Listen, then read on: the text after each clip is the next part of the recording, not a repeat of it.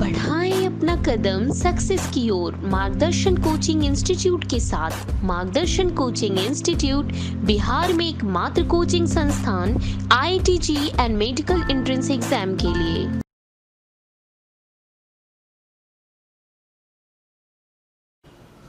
Hello students, 11th class के maths के दूसरे लेक्चर में मैं आप सभी का वेलकम करता हूं।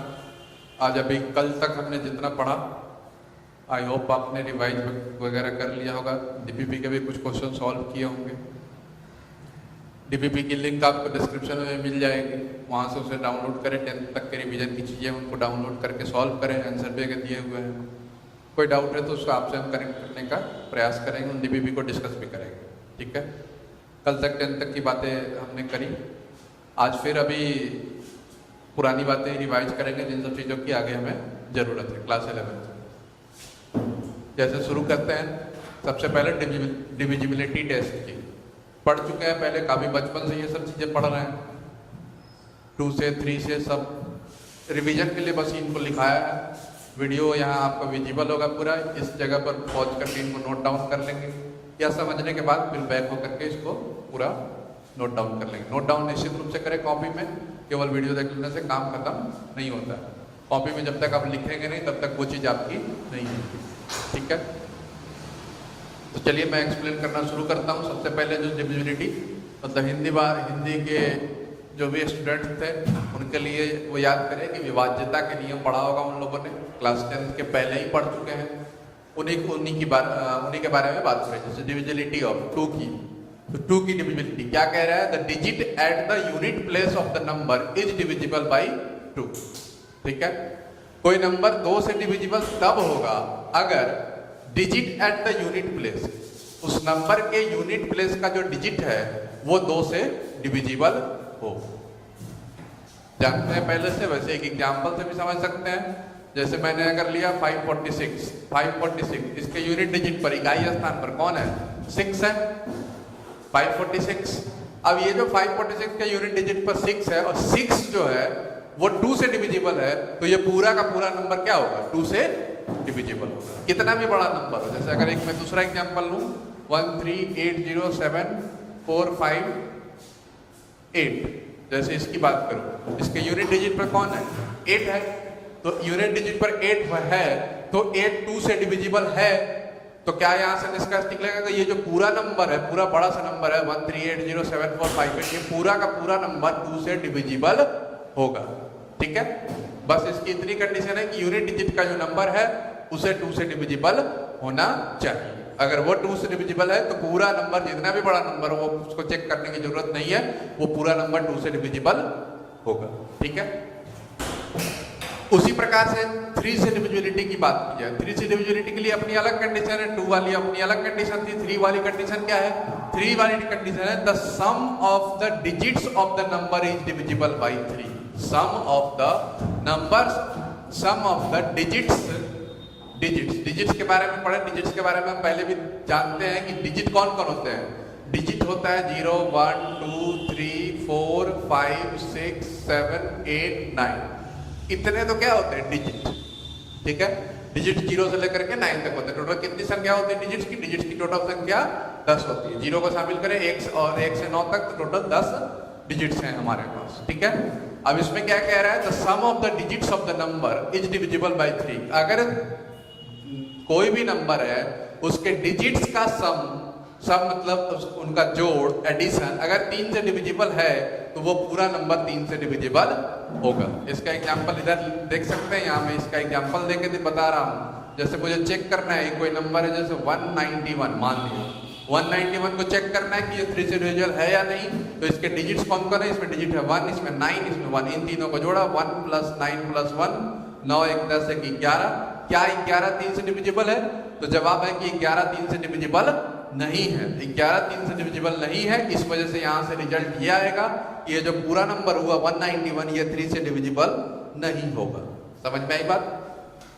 ठीक है। इसी प्रकार से कोई दूसरा भी एग्जांपल लेके देख सकते हैं। जैसे मैंने अगर लिया 243, या इस नंबर को थोड़ा और बड़ा करते हैं। आगे में अगर 8 भी मैंने कर लिया, यहाँ अगर 1 कर दिया, ऐसे कर दिया, इस नंबर के डिजिट्स कौन कौन है, डिजिट है इसमें 1 है, 8 है, 2 है, 4 है, 3 है, डिजिट्स को जोड़ा 1 + 8 + 2 + 4 + 3, इनको जोड़ा यहाँ से 4 और 3 7, 7 2 9, 9 8 17 1 18। क्या 18 3 से डिविजिबल है? तो जवाब है कि हाँ 18 3 से डिविजिबल है। तो इसका मतलब ये जो पूरा नंबर था, ये नंबर कौन सा था, 18,243, ये पूरा नंबर 3 से डिविजिबल होगा। ठीक है, आगे बात करते हैं 4 से डिविजिबिलिटी। 4 से डिविजिबिलिटी में क्या कह रहा है, the last 2 digits of the number together are divisible by 4। मतलब क्या है कि अगर कोई नंबर को चेक करना है कि वो 4 से डिविजिबल है या नहीं, तो करना सिर्फ इतना है कि उसके लास्ट के 2 डिजिट्स को लेना है और उनसे बना नंबर अगर 4 से डिविजिबल हुआ तो पूरा का पूरा नंबर 4 से डिविजिबल होगा। ठीक है, मैं इस एग्जाम्पल को मिटा रहा हूं, अगर किसी को नोट डाउन करना हो तो वीडियो को बैक करके अपना नोट डाउन कर लेगा। ठीक है, फिलहाल मैं यहाँ अगर बात करूं कि 4 से डिविजिबिलिटी की कंडीशन के लिए, तो जैसे अगर मैं एक नंबर लूं 1 3 6 4, ठीक है, अब इसको चेक करना है कि ये नंबर जो है वो 4 से डिविजिबल है या नहीं। ठीक है, तो इसमें क्या कहा गया है कि द लास्ट 2 डिजिट्स। अब लास्ट 2 डिजिट्स, तो किसी के दिमाग में आएगा कि लास्ट 2 डिजिट से बना नंबर, तो लास्ट 2 डिजिट से बना नंबर 2 तरीके से कोई सोच सकता है 64 है, कोई सोच सकता है कि अगर मैं इधर से इधर चलूं तो 46 है। तो यहाँ ध्यान देने वाली बात है कि ये 46 नहीं है, ऐसे नहीं चलना है। लास्ट 2 डिजिट्स मतलब कि नंबर इस प्रकार से लेना है, तो मतलब एक तरीके से बोलूं तो इस तरीके से लेना है। यहाँ लास्ट 2 डिजिट से बना नंबर कौन सा हुआ, 64। ठीक है, अब मुझे ये चेक करना है कि क्या ये 64 4 से डिविजिबल है, तो जवाब आएगा कि हाँ 64 4 से डिविजिबल है। चूंकि 64 4 से डिविजिबल है, इसलिए ये पूरा नंबर 1364 1364 ये पूरा का पूरा नंबर 4 से डिविजिबल होगा। ठीक है, ये 4 से डिविजिबिलिटी की कहानी हुई। कोई भी कितना बड़ा से बड़ा नंबर हो सबको हम चेक कर सकते हैं, जैसे 8 9 7 2 1 5। जैसे मैं इसको देखूं, ये नंबर है, इसके लास्ट 2 डिजिट से कौन है, 15 है। 15, क्या 15 4 से डिविजिबल है? जवाब है कि नहीं। तो मतलब ये पूरा नंबर, ये पूरे चेक करने की कोई आवश्यकता नहीं है, पूरा नंबर 4 से डिविजिबल नहीं होगा।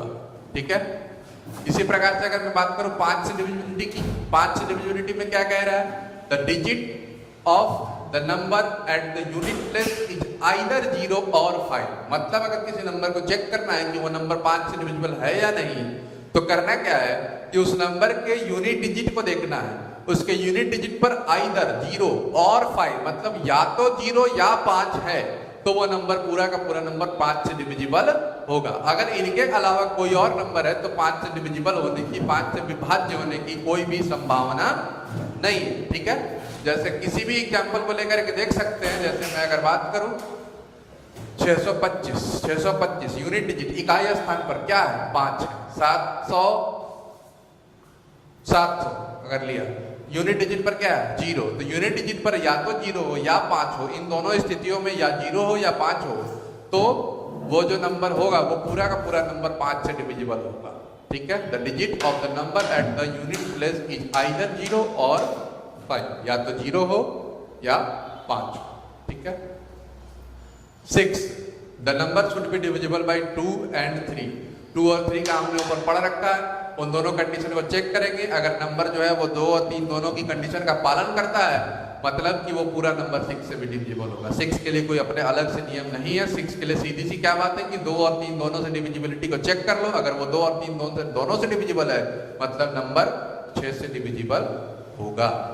सिर्फ इतनी सी शर्त है कि 2 से भी होना चाहिए और 3 से भी होना चाहिए। 2 से होना चाहिए, 2 के लिए क्या कंडीशन है, यूनिट डिजिट पर 2 से डिविजिबल होना चाहिए, ये हमने देख लिया। 3 से क्या कंडीशन है, दोबारा देख लें। 3 से द सम ऑफ डिजिट, सारे डिजिट्स का सम करेंगे, अगर वो 3 से डिविजिबल है तो पूरा नंबर 3 से डिविजिबल होगा। ठीक है, आगे 8 से डिविजिबिलिटी। 8 में क्या है, 8 में भी उसी तरीके से 4 की तरह ही कहानी है, बस जरा सा अंतर है। क्या अंतर है, इसमें क्या कह रहा है, जैसे 4 में कह रहा था लास्ट 2 डिजिट्स, 8 में क्या कहा, last 3 digits of the number all together are divisible by 8। कोई नंबर 8 से डिविजिबल तब होगा जब लास्ट के 3 डिजिट्स को लेने से नंबर के जो नंबर बनता है वो अगर 3 से डिविजिबल है तो पूरा नंबर 3 से डिविजिबल होगा। जैसे मैं देखूं 8 7 4 6 1 2 0। ठीक है। अगर ऐसा ये नंबर है, अगर इस नंबर को मुझे चेक करना है तो इसमें लास्ट 3 डिजिट से कौन बनेगा? लास्ट 3 डिजिट से एक नंबर बन रहा है 120।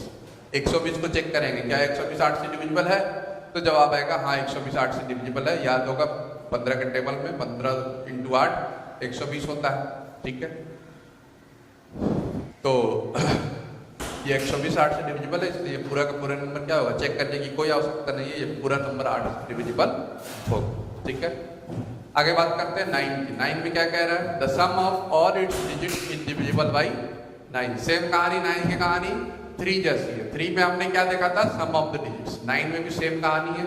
9 में क्या कह रहा है? The sum of all its digits is divisible by 9। अगर सारे डिजिट्स को जोड़ा जाए और अगर ये 9 से डिविजिबल है तो पूरा नंबर 9 से डिविजिबल होगा। इसी एग्जाम्पल को कंटिन्यू करते हैं जिसको 8 के लिए अभी हमने इस्तेमाल किया था चेक करने के लिए। अगर इसको चेक करना है कि ये 9 से डिविजिबल है या नहीं तो इसके सारे डिजिट्स को जोड़ देते हैं। 8 + 7 + 4 + 6 + 1 + 2 + 0। अगर देखते हैं 8 और 7 15, 15 4 19, 19 6 25, 25 1 26, 26 2 28। क्या 28 9 से डिविजिबल है? तो जवाब है कि नहीं, 28 9 से डिविजिबल नहीं है, इसलिए ये पूरा का पूरा नंबर भी 9 से डिविजिबल नहीं होगा, ठीक है। 10th, the digits at the unit place is 0.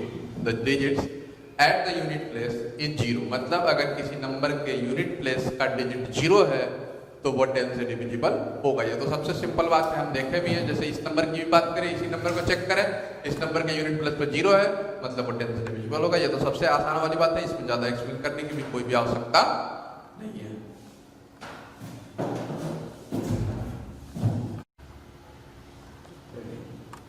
आइए देखते हैं 11th डिविजिबिलिटी की। 11th डिविजिबिलिटी के लिए क्या कहा गया है? The difference between the sum of the digits of the digit at even place. क्या कहा गया? The difference between the sum of the digits of the digit at even place and the sum of the digits at the odd place is 0 और multiple of 11। क्या इसको explain करते हैं? सबसे पहली बात डिफरेंस, किसके किसके बीच का डिफरेंस? तो the sum of the digits of the sum of the digits, ये 2 बार लिखा गया है, sorry. The sum of the digits at even place, इतना तक, ठीक है। तो पहला क्या कह रहा है? The difference between the sum of the digit at even place and the sum of the digit at odd place. मतलब इवन प्लेस के जो भी डिजिट्स हैं उनका सम और ऑड प्लेस के जो भी डिजिट्स हैं उनका सम, दोनों का अलग अलग सम निकाल लिया और फिर उन दोनों का क्या किया? डिफरेंस, ठीक है। अब सवाल ये उठता है कि इवन प्लेस और ऑड प्लेस, पहले तो उसको समझते हैं। इवन प्लेस जैसे कोई नंबर है अगर 2 4 6 8 9, इसी की बात करते हैं, ठीक है। अगर मैं बोलूं कि ये सब प्लेस मतलब स्थान की बात करें तो ये कौन से स्थान पर? ये फर्स्ट पोजीशन पर है, ये सेकंड पोजीशन पर है, ये थर्ड पोजीशन पर है, ये फोर्थ पोजीशन पर है, ये कौन से पोजीशन पर है? फिफ्थ पोजीशन पर है। तो इसमें अगर मैं फर्स्ट पोजीशन, थर्ड पोजीशन और फिफ्थ पोजीशन को देखूं तो ये जो तीनों हैं, first third position fifth position, ये जो तीनों पोजीशन है ये कैसे क्या कहलाएंगे? ये ऑड प्लेस कहलाएंगे। ऑड स्थान मतलब स्थान पर जो नंबर है वो ऑड है, ठीक है। अच्छा, अभी तक मैंने इन नंबर्स की बात नहीं की। ये स्थान कौन कौन से? ये पहला स्थान, ये तीसरा स्थान, ये पांचवा स्थान। ये स्थान कैसे है? विषम स्थान, ऑड स्थान, ऑड प्लेस, ठीक है। अच्छा, ये जो स्थान थे ये कौन कौन सा? ये सेकंड प्लेस था। ये कौन सा प्लेस है? ये फोर्थ प्लेस है। ये सेकंड और फोर्थ प्लेस जो है ये दोनों प्लेस क्या कहलाएंगे? ये इवन प्लेस। कौन सा प्लेस? इवन प्लेस, ठीक है। तो कह रहा है कि जो ऑड प्लेस है उस पर के नंबर को जोड़ और जो इवन प्लेस है उस पर के नंबर को जोड़ो और फिर उन दोनों का डिफरेंस करो। उन दोनों का डिफरेंस जो है वो या तो 0 हो या 11 का मल्टीपल हो, मतलब 11 का मल्टीपल हो, 11 से कट जाए पूर्णतः, तो ये पूरा नंबर 11 से डिविजिबल होगा। जैसे चलिए अब एग्जाम्पल ले लिया, इसी को चेक करते हैं। 2 4 6 8 9, इसमें ऑड प्लेस तो 9 6 2 मतलब एक छोड़ के चलते जाएंगे, इनका सम किया, ठीक है, सम ऑफ ऑड प्लेसेज वाले का। ऑड नंबर नहीं देखना है कि 9 ऑड है 8 इवन है, ये इवन और ऑड, जैसे ये देखिए 6 है, 6 कैसा नंबर होता है, इवन नंबर होता है, लेकिन कौन से प्लेस पर है, ऑड प्लेस पर है, प्लेस मतलब स्थान। तो सम ऑफ ऑड तो 9 + 6 + 2 6 2 8 9 17, सम ऑफ इवन प्लेस ये दोनों 4 + 8 कितना आया 12। इन दोनों का क्या किए डिफरेंस, तो इनका जो डिफरेंस आया 17 - 12 कितना आया 5। क्या 5 11 का मल्टीपल है? नहीं, 0 भी नहीं है, ये दोनों नहीं है, मतलब ये 11 से डिविजिबल नहीं है, ना ही 0 है, मतलब ये जो पूरा नंबर था 24,689 ये 11 से डिविजिबल नहीं होगा। एक और एग्जांपल लेके देखते हैं, जैसे 1 2 3 2 1 ऐसे लेते हैं, ठीक है। जैसे इस नंबर को चेक करना है तो sum of digits at odd place करेंगे तो क्या है 1 3 2, ये है 1 + 3 + 2 3 2 5 और 1 6। इवन प्लेस वाला इसको जोड़ेंगे इवन, तो इवन वाला 2 + 3 + 1 तो ये भी 6।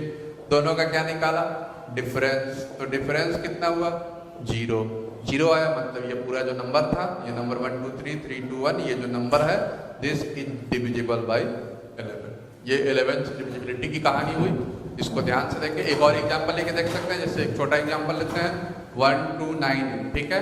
इसी तरह से इनका नंबर ऑड वाले का किया 2 + 8 10, इधर किया इवन वाले का 1 + 9 फिर से 10, फिर दोनों का डिफरेंस निकाला ऑड माइनस इवन कितना हुआ 0 0 आया। 0 आने का मतलब है कि 0 आ गया, या बोला है जैसे वहाँ 0 आया या 11 आया तो 0 आ गया, तो मतलब ये जो नंबर है 0 आ गया, तो इस वजह से ये 1298 जो पूरा नंबर था ये 11 से डिविजिबल होगा, ठीक है।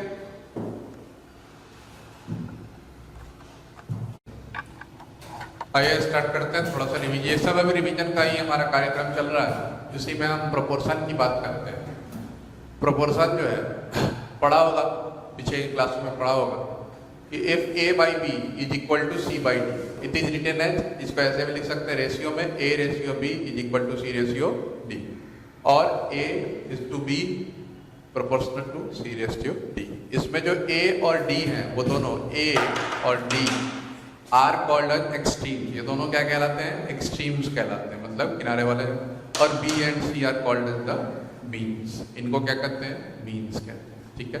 इन्हीं से कुछ और फेमस नाम है जिनको और क्वेश्चंस में भी इस्तेमाल करते हैं, और ये नाम जानना भी हमें जरूरी है। जैसे if a/b is equal to c/d, अगर a/b c/d के बराबर है और इनको उलट देते हैं, जैसे b/a is equal to d/c होगा, ठीक है, रेशियो की बात है, तो इसका क्या नाम बोला जाता है इनवर्टेंडो, ठीक है, इनवर्टेंडो। अगर इनको क्रॉस कर दिया जाए, b और c को आपस में एक्सचेंज कर दिया जाए, a/c बराबर b/2, मतलब इनको अल्टरनेट कर दिया गया, चेंज कर दिया गया, so this is called as the alternendo, ठीक है। सिमिलरली ये a + b/b बराबर c + d/d, this is called as the componendo. इसको देख भी सकते हैं कि ये कैसे आएगा, सिंपल सी कहानी है, कोई बड़ी बात नहीं है, देख ले, पढ़ा भी होगा पीछे की क्लास में। हमने शुरू में क्या माना है कि a/b is equal to c/d, दोनों तरफ हम क्या करते हैं कि ऐड करते हैं +1, दोनों तरफ जो करेंगे तो इक्वेशन है, इधर भी करेंगे इधर भी करेंगे, ठीक है। तो a/b +1 is equal to c/d +1, मतलब अगर एलसीएम ले ले तो this is a + b is equal to c + d/d, ठीक है। देखिए a + b/b बराबर c + d/d, दिस ये हमारा कंपोनेंट हुआ। डिविडेंडो जब डिराइव करना है तो सिंपल, जैसे यहाँ +1 किया था, डिविडेंडो के लिए -1 कर देंगे, तो a/b -1 बराबर c/d -1, तो a - b/b बराबर c - d/d, ठीक है।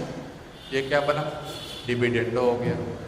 एक आखिरी में यहाँ पर लिखा हुआ है इन दोनों का डिवीजन है, इन दोनों को डिवाइड कर दिया, भाग दे दिया दोनों को कंपोनेंट। तो ये सी एंड डी मतलब कि कंपोनेंडो एंड डिविडेंडो बोथ है यहाँ पर, ठीक है। किया कुछ नहीं, ये जो कंपोनेंडो का था ये जो डिविडेंडो का था दोनों को डिवाइड किया तो डिवाइड करेंगे देखे तो ये बी से बी कट जाएगा इधर से, और इधर डी से डी कट जाएगा, और A plus B divided by A minus B is equal to C plus D divided by C minus D. ये काफी इंपॉर्टेंट है, बहुत सारे क्वेश्चन में हमें अलजेब्रा के क्वेश्चंस में निकालने की जरूरत पड़ती है। इनको ध्यान से वीडियो को पॉज करके नोट डाउन कर लेंगे आगे पीछे करके, जहां से आपको क्लियरली विजिबल हो, और नोट डाउन करने के बाद इन चीजों को ध्यान रखेंगे।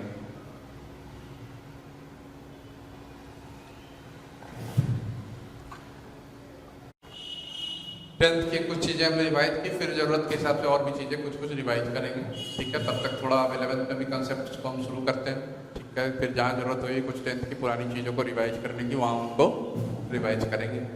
फिलहाल अब 11th का पोर्शन से थोड़ा सा कुछ शुरुआत करते हैं। जैसे एक टर्म में सबसे पहले इंटरवल की बात की जाती है, ठीक है। इंटरवल बेसिकली 3 तरह के होते हैं। ये जो एक इस ब्रैकेट के साथ इस्तेमाल किया जाता है, इस इंटरवल को हम कहते हैं क्लोज इंटरवल। कौन सा इंटरवल? Close interval. इस इंटरवल ऐसे जो लिखा जाए उसको क्या कहते हैं? ओपन इंटरवल, ठीक है।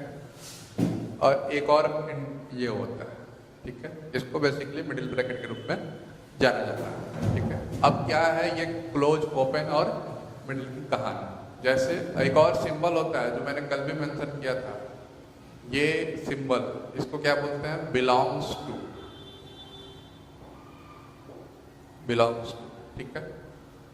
जैसे मैं अगर कहीं लिखूं x belongs to close interval 2 to 5, ठीक है। कहीं दूसरी जगह लिखा हुआ है x belongs to open interval 2 to 5, और कहीं लिखा हुआ है x बिलोंग्स टू, ऐसे लिखा हुआ, ठीक है। तो इसको कहने का मतलब हुआ, ये क्लोज कहने का मतलब हुआ x belongs to close interval 2 से लेकर के 5 तक। तो इसका क्या मतलब हुआ? इसका मतलब हुआ कि x की वैल्यू 2 से शुरू होती है, मतलब x की वैल्यू 2 भी हो सकती है, और 2 से शुरू होते 2 से लेकर के 5 तक के बीच के सारे नंबर हो सकती है, और 5 भी हो सकती है, ठीक है। मतलब x की वैल्यू 2.00001, 2.002, 2.2, 2.3, 2.4, 5, 3, 4, 5 सब कुछ बीच के 5 तक हो सकती है, 5 भी हो सकता है, ठीक है। नंबर लाइन पर अगर इसे दिखाना चाहें तो नंबर लाइन पर भी देखें यहाँ दर्शाने का तरीका। जैसे x की वैल्यू 2 से लेकर के 5 तक, तो 2 से लेकर के 5 तक, ठीक है। यहाँ देखें, यहाँ 2 के सामने भी डार्क है, 5 के सामने भी डार्क है, ये क्लोज इंटरवल को दिखाया है। अगला क्या कह रहा है? Open interval. x belongs to open 2 से लेकर के ओपन 5। कहने का मतलब यहाँ पर क्या है कि ये ओपन है, ये क्लोज, ठीक है। यहाँ क्या है कि x 2 ओपन से 5 ओपन, मतलब क्या है कि यहाँ पर 2 से 5 के ओपन इंटरवल में 2 से 5 के बीच के सारे नंबर होंगे, बस बाउंड्री पॉइंट 2 नहीं होगा x की वैल्यू, और x की वैल्यू 5 भी नहीं होगी, लेकिन बीच वाले सारे आएंगे। बात समझ में आई? इसमें और इसमें फर्क क्या है?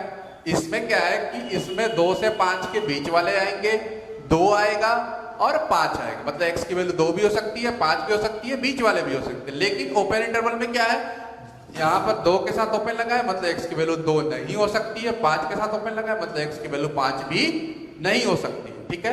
बीच वाले सारे हो सकते हैं, मतलब x को मुझे 2 नहीं लेना है, x को मुझे 5 नहीं लेना है, बीच के सारे x की वैल्यू मैं ले सकता हूं। जैसे ये अगर 2 है और ये 5 है, तो यहाँ पर इसको दर्शाने के लिए नंबर लाइन पर यहाँ 2 के सामने ये ओपन सर्कल यूज किया जाएगा, और 5 के सामने ऐसा सर्कल, और बीच वाले सारे डार्क हो गए। ये वाला जो सर्कल है ये ओपन सर्कल होता है। अगर किसी नंबर को, जैसे ये 2 है, 2 के सामने ऐसा किया हुआ है, मतलब दर्शाने में 2 कर को 2 की वैल्यू को छोड़ दिया गया, 2 को नहीं लेना है, 2 को लेने से मना कर रहा है। अगर मान लो कि बीच में कहीं मैं बीच में 4 खींच दूं और 4 के सामने ऐसा ये ओपन सर्कल लगा दूं, या हॉलो सर्कल भी बोलते हैं इसको, ओपन सर्कल या हॉलो सर्कल लगा दिया, मतलब 4 की वैल्यू को नहीं लेना है, 4 को छोड़ देना, ठीक है। तो ये ओपन और क्लोज के बीच का अंतर हुआ, ठीक है। अगर मैं तीसरे ब्रैकेट की बात करता हूं, इस वाले ब्रैकेट की, तो इसमें क्या है कि इसमें सिर्फ 2 लेना है और सिर्फ 5 लेना है, बीच का कुछ भी नहीं लेना है। मतलब इसमें क्या था, इसमें बाउंड्री वाले 2 भी आ रहा था, 5 भी आ रहा था और बीच वाले भी आ रहे थे। यहाँ क्या है, यहाँ पर केवल बीच वाले आ रहे हैं, बाउंड्री वाले नहीं आ रहा है। और यहाँ क्या है, यहाँ पर सिर्फ 2 आ रहा है और सिर्फ 5 आ रहा है, बीच का कुछ भी नहीं आ रहा। ठीक है, अगर इसे दर्शाना होगा नंबर लाइन पर तो मैं ऐसे दर्शाऊंगा, 2 है और 5 है, 2 के सामने यहाँ पर बस एक डार्क कर दूंगा और 5 के सामने यहाँ पर डार्क कर दूंगा। बीच का कुछ है ही नहीं। जिनको लेना होता है उनको डार्क करते हैं, जिनको नहीं लेना होता है उनको हम हॉलो ब्रैकेट से दिखाते हैं। आई होप आपने नोट कर लिया होगा, नहीं नोट किया होगा तो वीडियो को यही पॉज करके नोट कर लेंगे। मैं कंटिन्यू कर रहा हूँ आगे, इसे मिटा रहा हूँ। ठीक है, अब यहाँ इनको मैं ऐसे भी लिख सकता हूं कि this close bracket is equal to open bracket plus ये ब्रैकेट। वैसे मैं लिख नहीं सकता हूं, मतलब ये इन दोनों का सम, मतलब कि एक तरीके से समेशन मैं ऐसे दिखाऊं तो मतलब कहने का मतलब कि जैसे 2 से 5 था तो इसमें 2 भी था, बीच के भी थे और 5 भी था। ठीक है, यहाँ पर क्या था, केवल 2 से 5 के बीच वाले थे, मिडिल वाले थे, और यहाँ 2 है और यहाँ 5 है।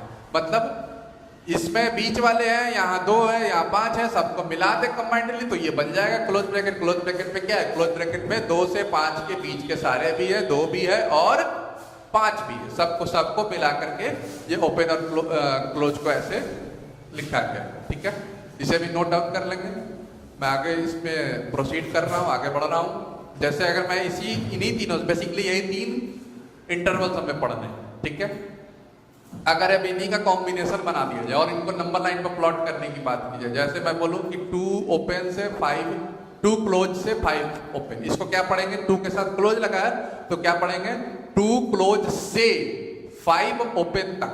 ठीक है, अगर मैं इसे नंबर लाइन में प्लॉट करूं तो कैसे प्लॉट करूंगा, ये 2 है और ये 5 है। ठीक है, 2 क्लोज से 5 ओपन, 2 क्लोज से 5 ओपन, 2 क्लोज, 2 को शामिल करना है, 2 के सामने डार्क, 5 ओपन तो 5 के सामने ब्रैकेट लगा दिए। कहने का मतलब क्या है, इसमें कहने का मतलब है कि 2 को शामिल करना है, 2 से 5 के बीच के सारे शामिल होंगे, बस 5 शामिल नहीं होगा क्योंकि 5 के साथ 5 के बगल में कौन सा ब्रैकेट लगा रखा है, ओपन ब्रैकेट लगा रखा है। ठीक है, अगर कहीं ऐसा लिखा हुआ है 2 ओपन से 5 क्लोज, इसका मतलब क्या है, इसको पढ़ेंगे क्या, 2 ओपन से 5 क्लोज तक, 2 ओपन से 5 क्लोज। ठीक है, नंबर लाइन पर अगर दर्शाना है तो कैसे दर्शाएंगे, ये 2 है, ये 5 है, 2 ओपन, 2 के सामने ओपन से लेकर के 5 क्लोज। ठीक है, 2 से शुरू होना है, 2 के सामने ओपन, 5 क्लोज, मतलब कि इसमें 2 अगर ऐसे है x बिलोंग्स टू, मतलब x की वैल्यू 2 नहीं हो सकती है, 2 से ज्यादा हो सकती है। 2 से ज्यादा कितना, तो 2 से जरा सा ज्यादा भी, 2 से अगर मैं बहुत सारे ऐसे 0 लगा के और 1 लगा दूं तो वो भी वैल्यू हो सकती है, लेकिन 2 नहीं हो सकता है। Exactly 2 is not allowed here, exactly 2 को हम नहीं ले सकते हैं। ठीक है, बीच के सारे ले सकते हैं, 5 ले सकते हैं, 5 हो सकता है, 4.999 भी हो सकता है, 5 भी हो सकता है, सब हो सकता है। अगर कहीं ऐसा लिखा हुआ है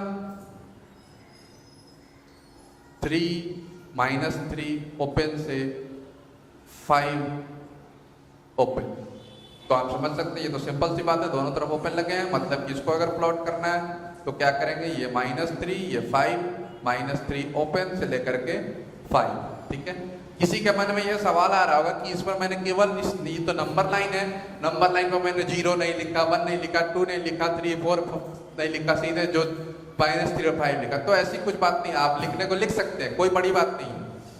मैंने यहाँ नहीं लिखा, मैंने अपना टाइम बचाया, कोई बड़ी बात नहीं। मैंने सिर्फ यहाँ मुझे जरूरत थी, जिनकी जरूरत थी उनको प्लॉट किया। अगर कोई कहे कि नहीं मैं इसे ऐसे प्रॉपरली प्लॉट करूंगा, -3 -2 -1 0 1 2 3 4 5, कोई दिक्कत नहीं है, करें, कोई समस्या नहीं है, और अच्छी बात है और एक्यूरेट है।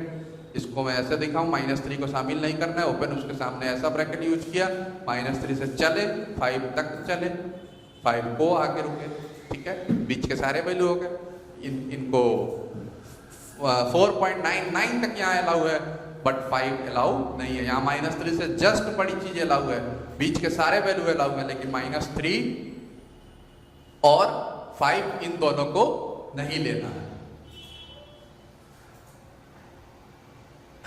इतना जैसे ये तो नंबर लाइन में प्लॉटिंग की बात हो गई। नंबर लाइन में प्लॉटिंग के आगे कुछ और भी थोड़ा जरा कुछ ट्रू फॉल्स वाले स्टेटमेंट देख लेते हैं। आपने नई चीज सीखी है क्लास 11 में, आपने आई होप पहली चीज सीखी मैथ के अंदर में। जैसे अगर कहीं लिखा हुआ है कि 6 belongs to 0 to 10, true false बताना है, ठीक है, ट्रू फॉल्स बताना है। 6 belongs to open 0 to 10, 6 belongs to -3 to 5, 6 belongs to -3 to 6 open, 6 belongs to -3 to 6 close, ऐसे कर -3 close से 6 open, 6 belongs to -3 से 6, okay? जैसे देखिए ये छोटे छोटे एग्जाम्पल है, जैसे ये 6 एग्जाम्पल मैंने लिए। पहला क्या कह रहा है 6 बिलोंग्स टू 0 से 10, क्या 0 से 10 ये क्लोज है, कि 0 से 10 क्लोज होने का मतलब क्या है कि 0 भी होगा 10 भी होगा, बीच वाले भी होंगे, ठीक है। तो 0 से 10 के बीच में 6 आता है कि नहीं आता है, क्या 6 उससे बिलोंग करेगा, इससे, इस इंटरवल से, तो जवाब है कि हाँ करेगा। सो दिस इज ट्रू। यहाँ देखिए 0 से 10 ओपन है, 0 से 10 ओपन है तो 0 से 10 के बीच वाले तो आएंगे ही ना, 0 नहीं आएगा 10 नहीं आएगा, तो 6 तो बीच वाले में 6 आ जाएगा। तो इसका भी जवाब क्या है, दिस इज ऑल्सो ट्रू, ठीक है। तीसरा एग्जांपल देखते हैं, 6 बिलोंग्स टू -3 से 5, -3 से 5, -3 से 5 ओपन, मतलब -3 शामिल नहीं है, 5 शामिल नहीं है, बीच वाले शामिल है। क्या -3 से 5 अगर नंबर लाइन पर देखें तो उस बीच में 6 आता है क्या, 6 -3 से 5 के बीच में तो नहीं आता है। So this statement is false, ठीक है। चौथे की जांच करते हैं, 6 बिलोंग्स टू -3 to 6। अब यहाँ देखिए -3 नहीं है, इसमें -3 नहीं है, 6 भी नहीं है, बीच वाले सारे हैं, 6 नहीं है। लेकिन मैंने यहाँ क्या बोला है कि 6 बिलोंग्स टू -3 से 6, मतलब इसमें तो 6 खुद नहीं है और ये कह रहा है बिलोंग्स टू, मतलब ये स्टेटमेंट कैसा है, फॉल्स। पांचवें स्टेटमेंट की बात करें, पांचवें स्टेटमेंट में भी देखें -3 क्लोज से, मतलब -3 को ले सकते हैं 6 तक, बीच वाले भी सारे होंगे, लेकिन 6 नहीं है। 6 के साथ कैसा लगा है, 6 के साथ ओपन लगा है, मतलब 6 में शामिल नहीं है इसलिए, और लेकिन ये कह रहा है कि 6 belongs to it, so this statement is also false. छठे की बात करें, अगर जैसे कह रहा है कि 6 बिलोंग्स टू -3 क्लोज से 6 क्लोज, -3 क्लोज से 6 क्लोज, कहने का मतलब क्या हुआ कि -3 भी शामिल होगा, -3 से 6 तक भी शामिल होगा, 6 भी शामिल है, और ये कह रहा है कि हाँ क्या 6 शामिल है या नहीं, तो जवाब है कि हाँ 6 शामिल है, क्योंकि 6 के साथ क्या लगा रखा है, close. So this statement is true, ठीक है। तो इसके बारे में और भी चर्चा करेंगे और डिटेल से हम इंटरवल के बारे में। मैं अपना इंट्रोडक्शन तो कल भी दिया था, मैं प्रसून कुमार आपको मैथ पढ़ाऊंगा। अभी हमने क्लास शुरू 11th का पहला चैप्टर बेसिक शुरू किया है, इससे बेसिक या फंडामेंटल ऑफ मैथमेटिक्स शुरू कर समझ सकते हैं। आज कुछ नया शुरू किया 11th के लिए, पीछे के रिवीजन के साथ अभी और भी कुछ चीज़ें ज़रूरत आएंगी तो उनको हम 10th तक की चीज़ें रिवाइज भी करेंगे। आज नया कुछ शुरू किया कि आपको भी लगे कि कुछ इंटरेस्टिंग सीखा, कुछ नया। ये इंटरवल के बारे में हमने सीखा, इंटरवल के बारे में अभी और भी डीपीपीज भी मिलेंगी, फिर इनका इस्तेमाल करेंगे आंसर्स लिखने में। आंसर्स कौन से आंसर, जो आगे अभी पढ़ेंगे, कंटिन्यू करेंगे। वेबिकर मेथड या उसे मेथड ऑफ इंटरवल भी बोलते हैं, ठीक है। और मार्गदर्शन के चैनल पर आप विजिट करें, मार्गदर्शन के चैनल को लाइक करें, चैनल को वीडियोज को लाइक करें, चैनल को सब्सक्राइब करें, अपने बाकी सारे दोस्तों को भी वीडियो शेयर करें, भेजें, व्हाट्सएप के माध्यम से, SMS से लिंक भेजें, कुछ भी करके भेजें, और भी लोगों को बताएं जो भी, और क्योंकि ये फ्री चैनल है और भी लोग इसका फ़ायदा उठाएं। फ़ायदा उठाने सबको बताएं कि हमारे यहाँ से रेगुलर क्लासेज 11th क्लास की शुरू हो गई है, मैथ की क्लासेज, आपको एक और ये दूसरी क्लास मिल रही है, एक और इसके पहले क्लास मिल चुकी है। केमिस्ट्री की भी क्लासेज शुरू हो गई है, केमिस्ट्री की भी क्लासेज रेगुलर मिलती जाएगी यार। तो और भी लोगों को बताएं, चैनल को लाइक करें, सब्सक्राइब करें, कमेंट करें अगर कुछ है तो, ठीक है। Thank you.